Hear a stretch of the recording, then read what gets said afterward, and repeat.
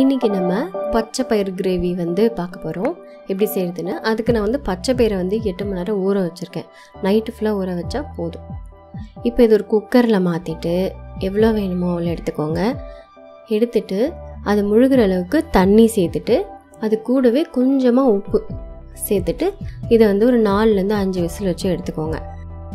அதுக்குள்ளே நம்ம வந்து ஒரு ஜாரில் கொஞ்சம் இஞ்சி, பூண்டு, ஒரு துருவின தேங்காய்,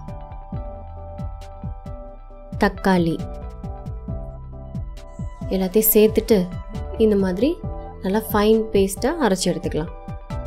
இப்போ ஒரு கடாயில் ஒரே ஒரு ஸ்பூன் வந்து நெய்யும் எண்ணெயும் சேர்த்துக்கிறேன். சேர்த்துட்டு எண்ணெய் காஞ்சதுக்கப்புறமா சீரகம் போட்டுட்டு அதுவும் பொரிச்சதுக்கப்புறமா வெங்காயம், கருவேப்பிலெல்லாம் போட்டு நல்லா வந்து வதக்கணும்.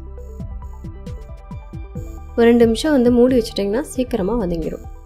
இது நல்லா வதங்கினதுக்கப்புறமா நம்ம நறுக்கி வச்சுருந்தோம்ல தக்காளி, அதை உள்ளே சேர்த்துக்கோங்க. அது கூடவே நம்ம அரைச்ச பேஸ்ட்டு, அதுக்கப்புறம் 2 பச்சை மிளகாய் இல்லை 1 பச்சை மிளகாய், உங்கள் காரம் எவ்வளோ வேணுமோ அவ்வளோ சேர்த்துக்கலாம். இதையும் நல்லா வதக்கணும். இது பச்சை வாசனை போனதுக்கப்புறமா சீரகத்தூள், சோம்புத்தூள், அப்புறம் காஷ்மீரி சில்லி பவுடர் போட்டிருக்கேன், மஞ்சத்தூள், அப்புறமா குழம்புத்தூள், கொஞ்சமாக உப்பு, அப்புறமா அந்த ஜாரில் கொஞ்சம் ஒட்டியிருக்கோம் இல்லையா, அதை கழுவி லைட்டாக அதில் ஊற்றிக்கிட்டேன். அதை வேஸ்ட் பண்ணாமல் இதை வந்து நல்லா மிக்ஸ் பண்ணிக்கோங்க. இது நல்லா கொதிக்கிறப்போ நம்ம அந்த பச்சை பயிறு வேக வச்சுருந்தோம்ல, அது நல்லாவே வெந்திருக்கு. அதை வந்து இது உள்ளே சேர்த்துக்கலாம்.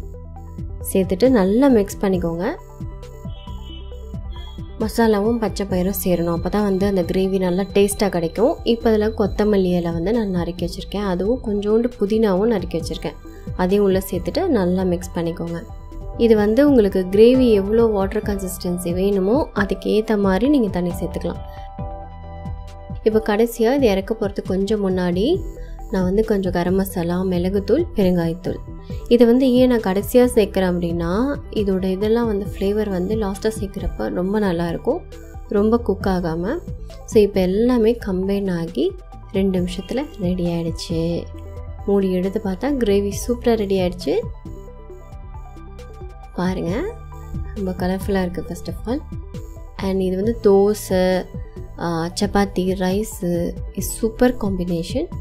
கண்டிப்பாக ட்ரை பண்ணுங்கள். ட்ரை பண்ணிவிட்டு கமெண்ட்டில் சொல்லுங்கள் அப்படி இருந்துச்சுன்னு சொல்லிவிட்டு. அண்ட் சஜஷன் இருந்தாலும் சொல்லலாம். அண்ட் இதே மாதிரி சூப்பரான வீடியோட நெக்ஸ்ட் அவங்கள மீட் பண்ணுறேன். அண்டில் தென் பாய்.